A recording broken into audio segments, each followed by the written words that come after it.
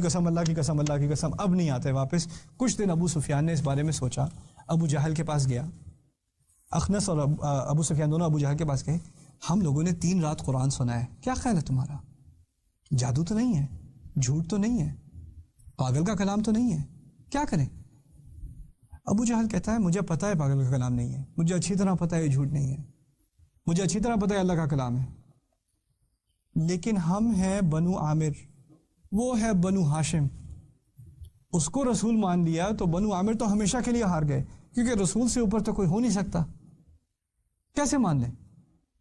برادری کی بات تھی، برادری کی بات تھی، سٹیٹس قبیلے کی بات تھی، حق اور باطل کی بات نہیں تھی. ورنہ یہاں تک کہ کافر بھی رات لگائے ہوئے قرآن سن رہا تھا، کافر بھی. اب آخری بات میں آپ سے کر دوں، سوچنے کی بات ہے. اب تراویحوں کے دن ہے، لوگ کہاں جاتے ہیں تراویح پڑھنے؟ وہ ایسی مسجد میں جاتے ہیں جہاں سب سے تیز پڑھائی جا رہی ہو. وہ سٹاپ واچ لے کے جاتے ہیں، جہاں سب سے تیز پڑھائی جا رہی ہو، جہاں جلدی سے فارغ ہو جائیں وہاں جاتے ہیں. ایسا ہی نہیں ہے؟ اور کھڑے بھی ہوں گے نماز میں، کوئی آرام سے پڑھا رہا ہوگا تو بڑی تکلیف ہوتی ہے، یار یہ کیا، مولوی صاحب کو کہتے ذرا جلدی کر دیں، اب بہت بھاری افطار کھایا تھا، اتنا قرآن سننے کا ہمارے پاس تحمل نہیں ہے.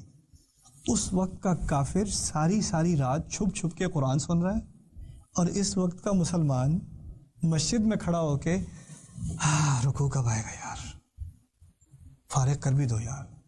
اتنا بھی لمبا، پہلے 2-3 دن تراویح کا جوش چڑھا، پھر اس کے بعد بخار اترا، اب کچھ 1-2 دن بعد جائیں گے، اب جائیں گے تو 4 پڑھ کے آ گئے، 6 پڑھ کے آ گئے، 8 پڑھ کے آ گئے، 20 میں بہت تکلیف ہوتی ہے اور یہ مسئلہ نہیں ہے کہ 8 پڑھنی چاہیے کہ 20 پڑھنی چاہیے، مسئلہ یہ ہے قرآن کو سننا چاہیے کہ نہیں.